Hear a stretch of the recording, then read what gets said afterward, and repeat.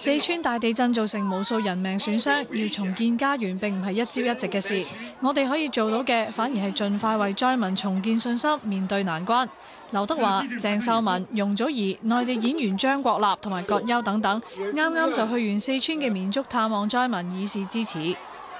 呢次2日1夜嘅行程，各位藝人先係到達一所廟宇同埋一眾僧人為災民祈福，其後佢哋就去到當地臨時搭建嘅醫院，慰問在場嘅傷者同埋醫護人員。現場所見，臥床嘅好多都係老人家，本來身心受創嘅佢哋，見到一班藝人嘅到訪，即時都變得精神起嚟。而華仔響慰問一位老婆婆嘅時候，老婆婆更加感觸落淚。不要，你就吃哈，可以了。傷心，我們也看到傷心的，我們真的傷心，我們去感受，我們都能感受到。你要慢慢吃，你要吃身體好好的哈。而 Sammy 同埋 Joey 亦都主動為一啲傷者簽名，以示鼓勵。得到佢哋嘅支持，一班災民都暫時忘卻咗半個月前嘅痛苦回憶。確實，藝人去到災區嘅實際幫助唔係太多，但係佢哋一句打氣嘅説話，一個真心嘅擁抱，都為佢哋注入動力。特別係同時間競賽嘅醫護人員，身心俱疲之下，更需要大家嘅支持同埋關懷。臨走前，華仔更加再次為佢哋打氣，希望佢哋能夠盡快走出黑暗嘅陰影。不要推，不要推，這段時間真的辛苦你們了，希望你們會繼續堅持下去。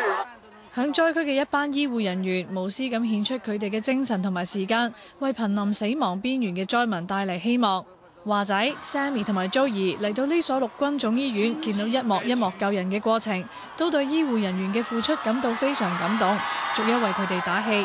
今天看到其實那麼多人在下面，其實每一個人都付出大家最多的愛心，然後看到我們這個國家越來越有一種每個人新年新的那種感覺越來越強。我覺得我們最厲害的，敬佩你們。你們的勇氣讓我非常的感動，我敬佩你們。大家好，我是容祖兒。今天我們從香港帶來，希望能夠在這邊給你們一份，對你們表示一份敬意。你們各位救護人員，那麼熱心去搶救災區的所有的朋友，我們心裡面非常的敬佩。祝賀受傷的群眾早日康復，也祝願大夫和護士多多保重。再見。